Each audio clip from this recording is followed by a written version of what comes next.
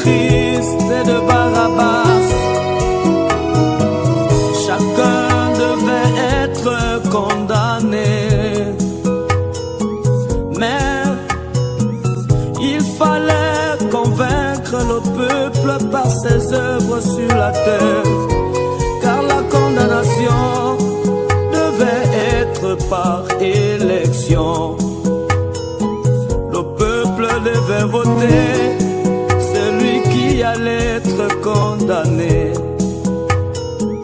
Ainsi Jésus, sachant cela toute sa vie, il l'a passé à faire du bien. Il guérissait les malades, il relevait les paralytiques, il consolait les affligés.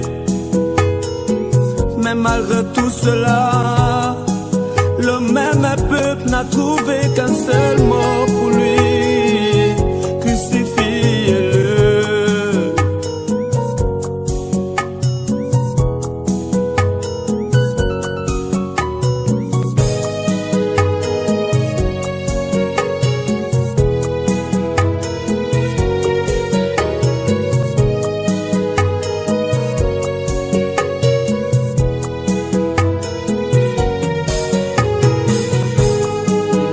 Qu'une seule voix pour lui, crucifiez-le. Il n'y avait qu'une seule voix pour lui, crucifiez-le.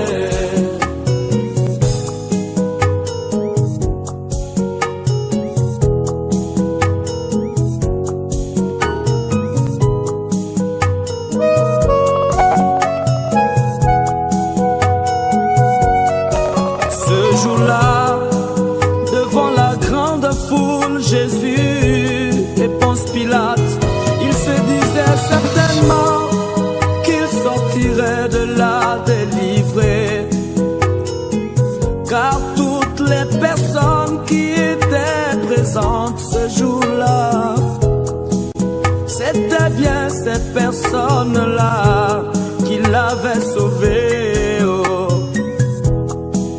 C'était bien ces personnes-là qui l'avaient guéri. Mais grande surprise, lorsqu'on dit ceci: que ferons-nous de ce Jésus qu'on appelle le Christ? Ils dirent tous ensemble ceci: crucifiez-le, oh crucifiez-le. Il n'y avait qu'une seule voix pour lui, crucifiez-le. Il n'y avait qu'une seule voix pour lui, crucifiez-le. Il n'y avait qu'une seule voix pour lui, crucifiez-le. Bien-aimé, ils ne savaient pas ce qu'ils étaient en train de faire. Le grand mystère, c'était que le Fils de Dieu devait être libéré, car Barabbas signifie Fils de Dieu. C'est pourquoi il fallait que Barabbas sorte de la prison.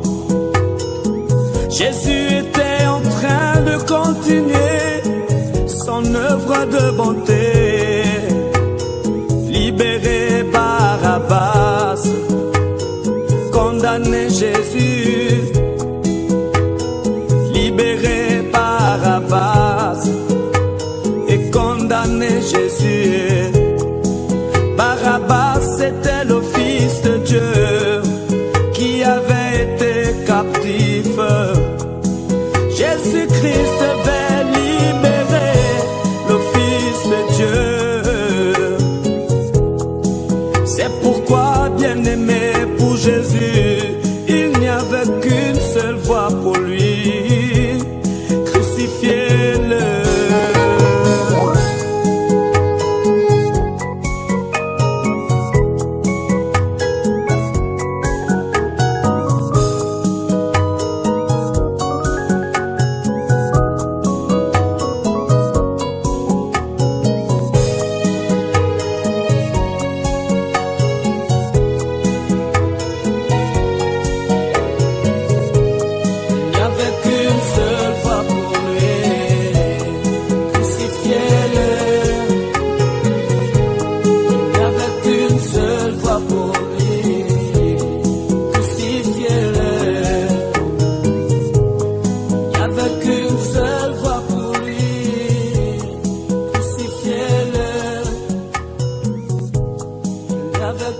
ce